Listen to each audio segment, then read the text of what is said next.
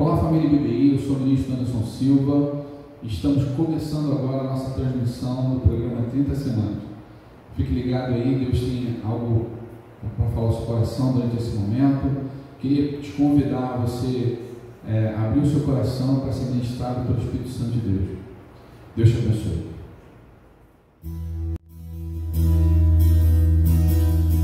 Espírito Santo de Deus, que a vontade, Senhor, em vez de nós somos livres em Ti, Deus, livres no Teu amor, na Tua graça. Eu quero falar para você que nos assiste, que você possa descansar no Senhor Jesus. Essa canção que a gente vai estar entoando, ela diz: aonde o Espírito de Deus está, há liberdade. Você crê que o Espírito de Deus nessa hora ele pode ser livre aí no seu lar? Eu quero que você clame a Ele, que você ore a Jesus nesse momento e possa fazer uma oração a Ele nessa hora, clamando realmente a liberdade, o fogo de Deus na sua vida. Que Ele possa ser o seu plano, que Ele possa ser a vida aí na sua casa e que possa ser repreendido tudo que não é do Senhor Jesus, que você possa crer nessa palavra. Aleluia, Senhor, Tu és livre em nós.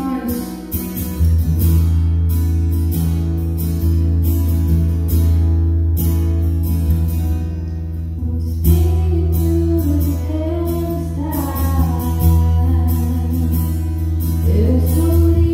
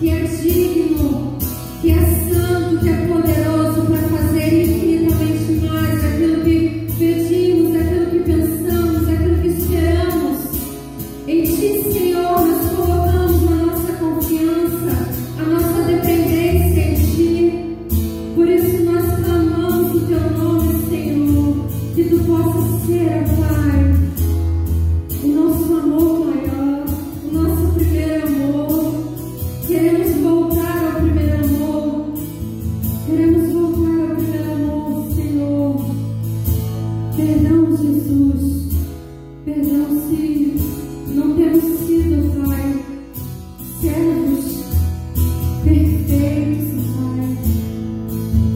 Mas eu sei que o Senhor Deus tem provado, tem nos amado a cada dia.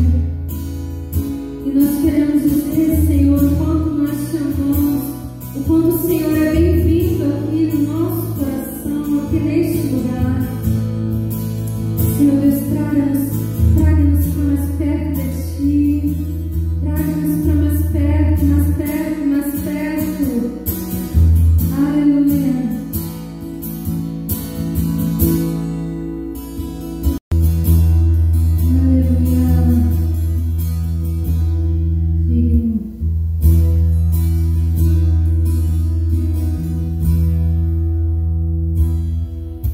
Say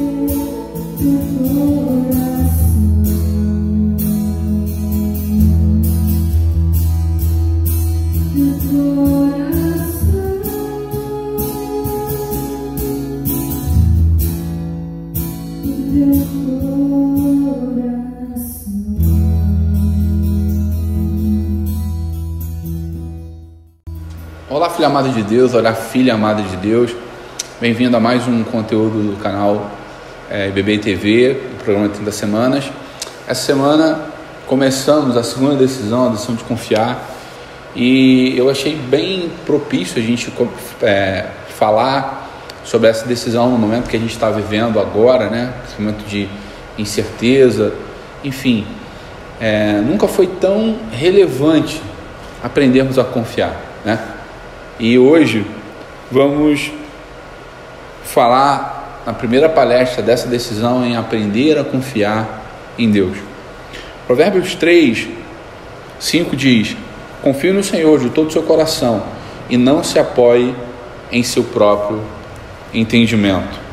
Nessa decisão a gente sai daquela estado de dúvida e propõe ao nosso coração a seguinte coisa: eu preciso confiar. Por que é tão importante nós aprendermos a confiar em Deus? Porque enquanto nós não confiarmos em Deus, dificilmente nós conseguiremos acreditar e confiar nas pessoas, e dificilmente também conseguiremos confiar em nós mesmos. Marcos, no capítulo 9, versículos 23 e 24, diz assim: se podes, disse Jesus, tudo é possível àquele que crê. Imediatamente o pai do menino exclamou: creio, ajuda-me a vencer a minha incredulidade. Por que é tão difícil confiar em Deus? Porque existe algo nato em nós que é a desconfiança, né? Aprendemos naturalmente a desconfiar das pessoas. E por que especialmente é difícil confiar em Deus? Porque inevitavelmente vamos comparar o nosso relacionamento com Deus com o nosso relacionamento que tivemos com a nossa figura paterna biológica. De repente você teve uma experiência paterna muito boa e você vai dizer: não, Anderson, eu não tenho dificuldade com isso. Mas em algum momento, em alguma esfera, você foi ferido na tua paternidade, e isso faz com que você, de alguma maneira, desenvolva uma dificuldade de confiar em Deus como teu pai de verdade. A relação que nós fazemos entre o nosso pai da terra e o nosso pai do céu pode causar um distanciamento, uma desconexão, e vai fazer com que em muitos momentos nós nos sintamos sozinhos. Como é que você tem passado esses dias de isolamento? Como é que você tem passado esses dias de pandemia? Como é que você tem sentido esse momento de caos de saúde, caos social que nós estamos vivendo? Você pode de verdade dizer isso com propriedade, né? Dizer que você tem confiado em Deus durante esse tempo? Uma das coisas que a gente preza no programa 30 Semanas é a saída da negação, é viver da verdade. Então eu queria que você, de verdade, né, respondesse isso. Como é que você tem vivido, né, esses dias? Como é que você tem passado esse tempo? A gente falou no início do programa que a gente pode comparar a nossa vida emocional, pode fazer uma alegoria com a figura de uma árvore. E tendo as nossas emoções como a figura de uma árvore, a gente aprendeu também que a raiz dessa árvore é o sentimento de orfandade. A gente aprendeu também que o que brota da raiz dessa árvore é o sentimento de rejeição, um tronco forte, né, de rejeição. Por não nos sentirmos filhos, nós nos sentimos rejeitados por todos e por tudo. Temos então um sentimento de inadequação, de não pertencimento muito grande. E o que brota dessa raiz são galhos fortes de sentimentos de compensação, como sexualidade distorcida, vícios, compulsões, enfim, uma série de coisas. E se nós formos ver grandes traumas emocionais surgem a partir desta raiz de orfandade, a partir desse tronco de rejeição. Problemas como ira, perfeccionismo, procrastinação, dentre tantos outros. E o que acontece? Acabamos também desenvolvendo algumas válvulas de compensações para tentar ter uma vida melhor em função disso. Tudo por conta de bloqueadores que nos impedem de fato, acessar a paternidade que Deus tem para nós de verdade. Viver a paternidade que Deus tem para nós de verdade, né? Se olhando a nossa vida como a nossa vida emocional como uma árvore, e aí eu queria te convidar a pensar também agora na tua vida espiritual usando a mesma figura, a figura de uma árvore. Só que ao invés de ter na raiz dessa árvore o sentimento de orfandade, eu queria fazer você pensar que a árvore da tua vida espiritual e emocional já curada a partir daquilo que você entendeu de Deus como teu pai, a raiz de paternidade que Deus tem para você. E aí, a partir dessa raiz de paternidade de Deus, vai crescer um tronco de aceitação e não mais de rejeição. Você que era um rejeitado passa a ser um filho amado. E aí, o que nasce desse tronco de aceitação que brotou de uma raiz de paternidade são os frutos do Espírito, né? Alegria, paz, paciência, amabilidade, amor, fidelidade, mansidão, domínio próprio. Olha a mudança daquela árvore emocional toda distorcida que tinha orfandade, rejeição, e aí os galhos, sexualidade distorcida, compulsão, vícios, enfim, nasce uma outra figura, uma outra planta floresce, e agora plantada sobre um outro terreno, e aquilo que bloqueava você de acessar a paternidade de Deus já não bloqueia mais. Você consegue de fato alcançar na totalidade aquilo que Deus tem para você. 1 Coríntios 2,15 diz o seguinte: mas quem é espiritual discerne as coisas espiritualmente, né? A gente precisa mudar um pouco a nossa visão. Romanos 8,28 diz: se sabemos que Deus age em todas as coisas para o bem daqueles que o amam, daqueles que foram chamados de acordo com o seu propósito. Deus tem um plano para mim e para você, e Deus não está alheio a tudo isso. Ele está trabalhando nesse exato momento para cumprir aquilo que Ele propôs para mim e para você. Você vai descobrir que confiar na paternidade de Deus vai fazer com que a vida que Deus tem para mim e para você continue fluindo através de nós. A gente costuma dizer que toda ferida que é curada aqui no programa 30 Semanas é uma oportunidade, é um ministério que Deus te dá para que você consiga fluir essa vida na vida de outras pessoas. E por que isso é tão importante? Porque a partir da tua vida curada, você vai conseguir curar e alcançar outras vidas. Sabe, aquilo que era desespero para você passa a ser esperança para outras pessoas. E eu queria dizer uma coisa para você: a esperança abre as portas que o desespero fechou. Quando a nossa esperança está no Senhor, a gente começa a abrir portas que, quando não tínhamos esperança, julgávamos estar fechadas. Só que eu costumo dizer também que ou a nossa esperança está 100% no Senhor, ou nós nunca teremos o que esperar dele. Não tem como, colocar só um pouco de fé, ou colocar só um pouco de esperança naquilo que Deus tem para nós. Precisamos confiar 100% que Deus é Pai, e Ele vai fazer por mim e por você aquilo que Ele já propôs no coração dele, para que as nossas vidas sejam plenas. E aí eu queria convidar agora você a fazer aquela pausinha aí no vídeo, e ir lá pegar papel e caneta para nós fazermos o nosso primeiro ponto de reflexão. E eu queria refletir com você: você tem dificuldades em confiar em Deus? Sim ou não? Queria que você marcasse aí. Você tem dificuldade para confiar em Deus?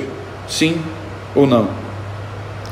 Devemos dar alguns passos importantes em nossa relação de confiança em Deus. E aí eu vou compartilhar com você alguns passos. Primeiro passo: confie no amor que Deus tem por você. 1 João 4,16 diz: assim conhecemos o amor que Deus tem por nós e confiamos nesse amor.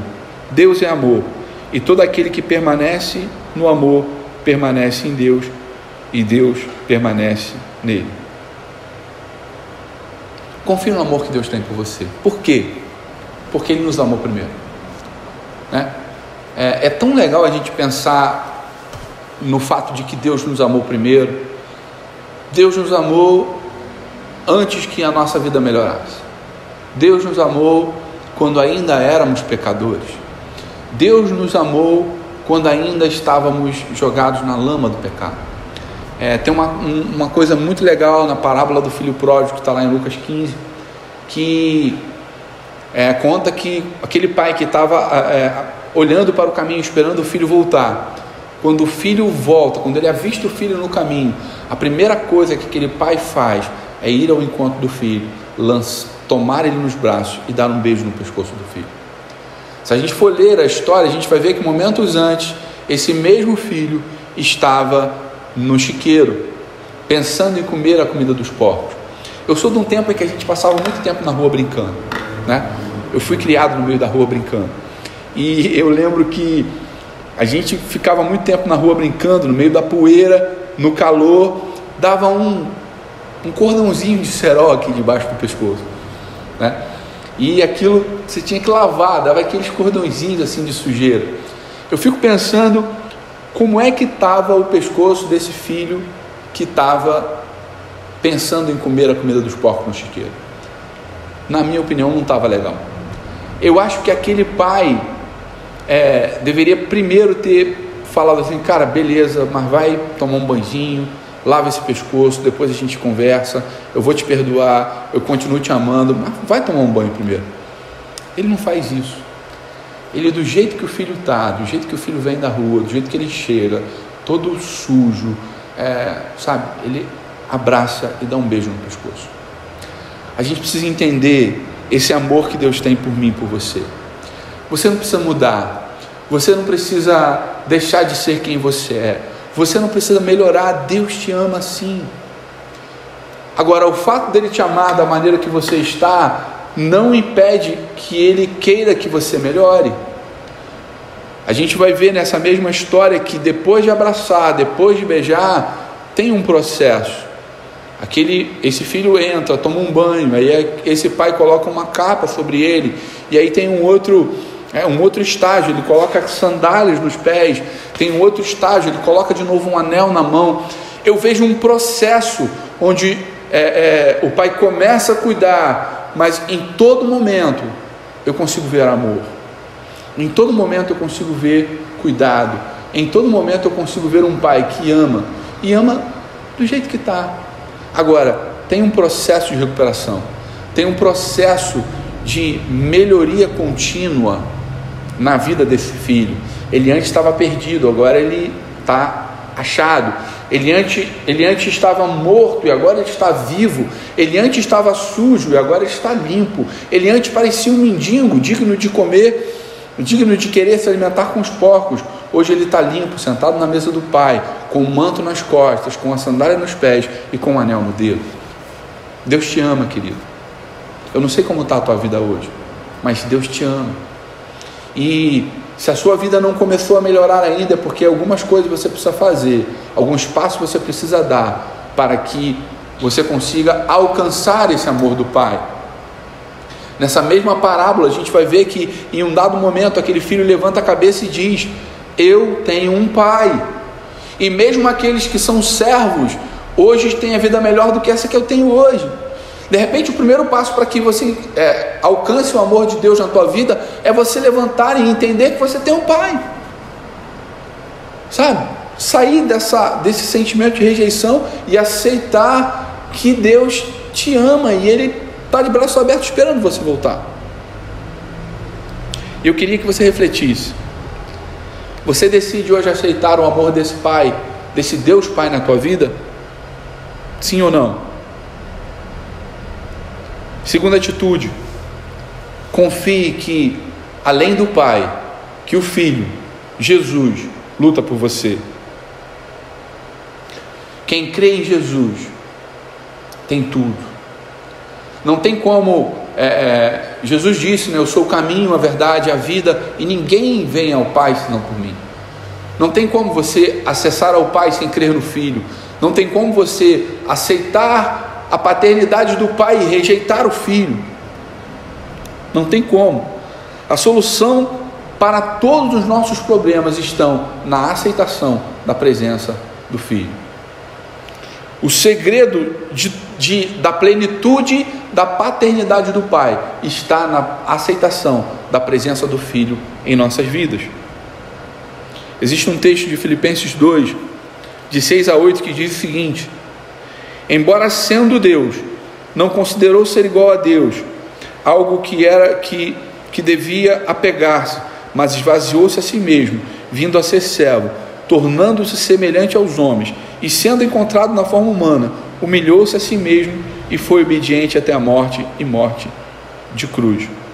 Jesus desce até um nível mais baixo para que nós pudéssemos assim nos identificar com Ele e pudéssemos assim então trilhar junto com Ele esse caminho de paternidade. Jesus, tinha todo o direito de ser Deus. Jesus tinha todo o direito de se apresentar como Deus. Jesus tinha o direito de se apresentar como Rei. Jesus tinha o direito de se apresentar como o Criador de todo o universo, mas Ele escolheu, por vontade própria, se apresentar da mesma maneira que eu e você entendemos, na nossa forma humana, para que nós pudéssemos então entender que, mesmo sendo humano, mesmo tendo debilidades e fraquezas, nós ainda assim temos escolha de aceitar ser ou não ser filhos de Deus.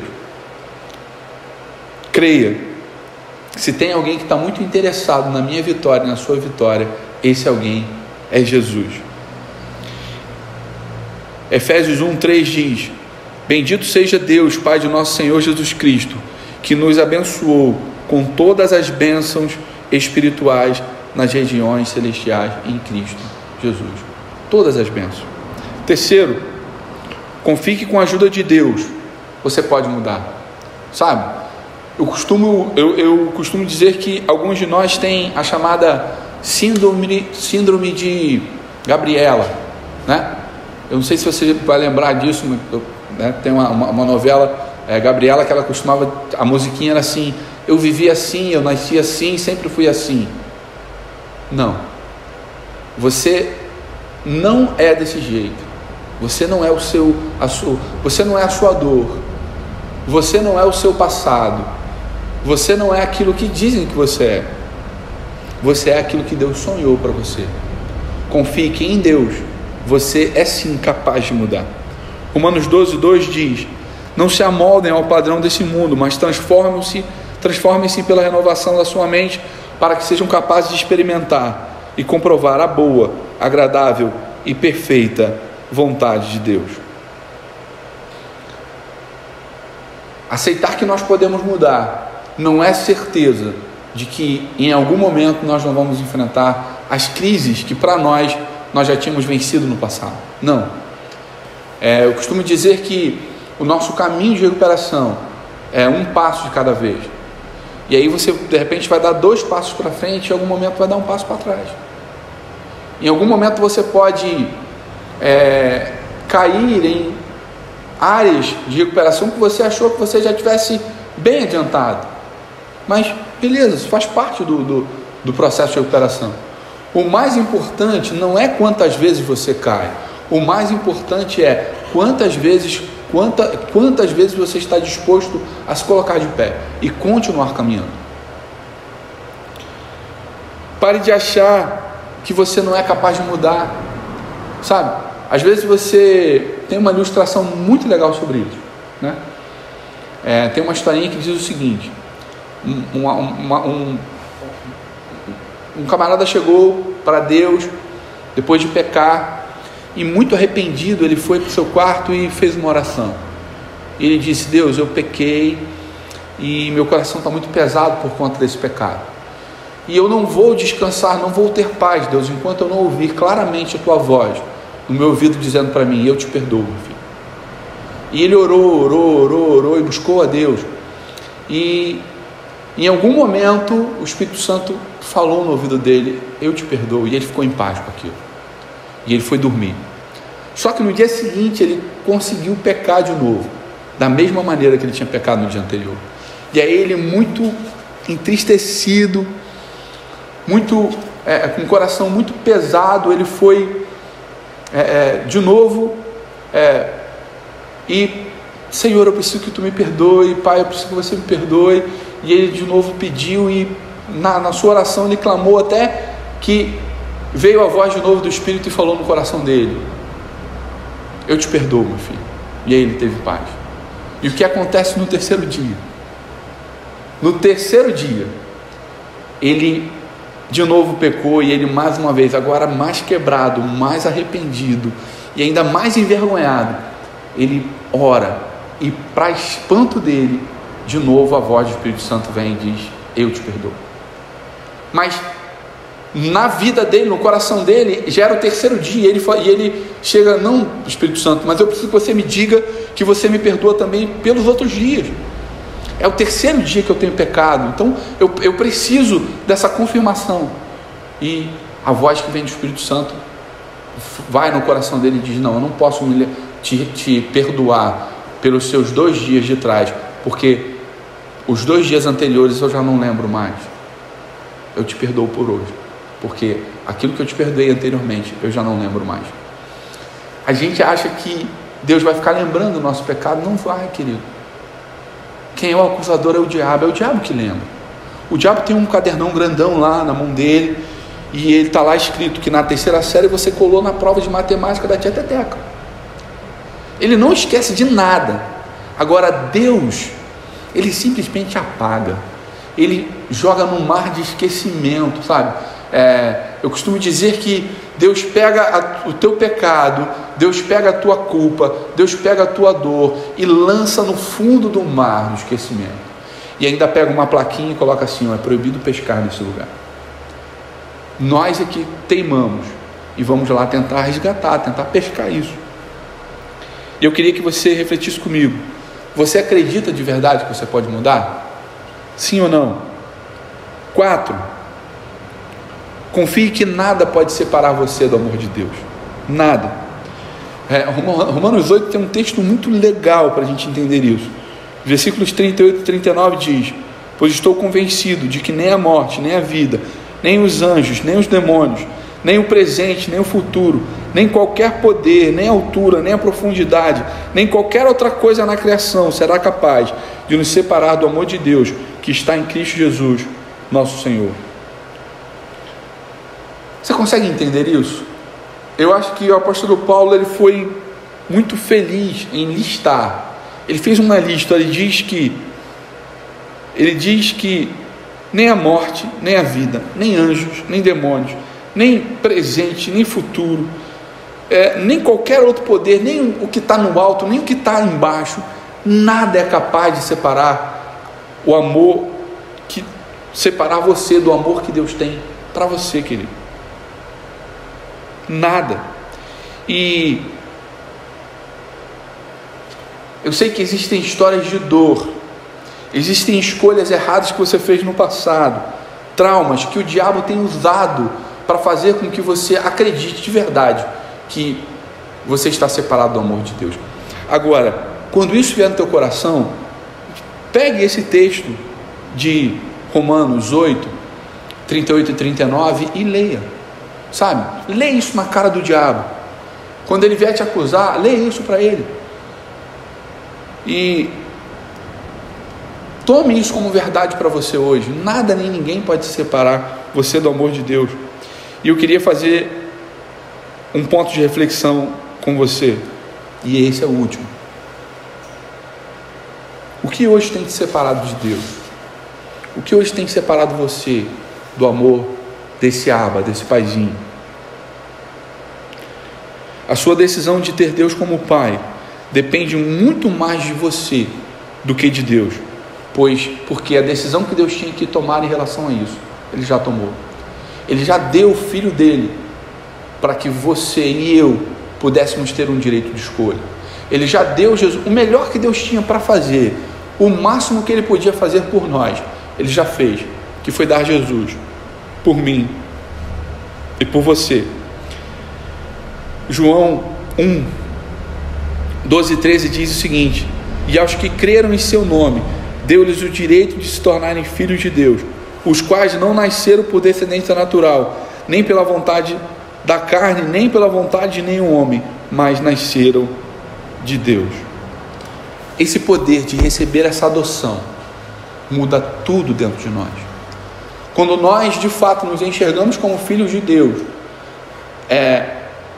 todo o peso que o pecado tinha, os nossos traumas do passado tinha, já não tem mais tanto sentido para nós. Jesus disse que nós devíamos olhar para Ele, aprender com Ele, porque o jugo dele era suave, o fardo dele é leve. Talvez você hoje esteja carregando pesos que Jesus já tomou da tua mão. Talvez você hoje possa estar carregando fardos que Jesus já decidiu carregar por você. O nosso desafio hoje é confiar em Deus. O nosso desafio hoje é confiar que Jesus está nesse momento trabalhando para que a nossa jornada seja mais leve. O nosso desafio hoje é, mesmo em meio a todo esse caos, mesmo em meio a todo esse ambiente de dúvida, de medo, toda essa crise, né, existencial que nós estamos imersos hoje, é confiar que existe um Deus que está olhando por mim e por você. Esse é o nosso desafio hoje, nosso primeiro passo na nossa decisão de confiar. Eu quero deixar para você hoje esse desafio de ter uma semana melhor, ter uma semana mais confiante naquilo que Deus tem para mim e para você. Essa é a minha oração e esse é o meu desejo para mim e para você. Deus te abençoe.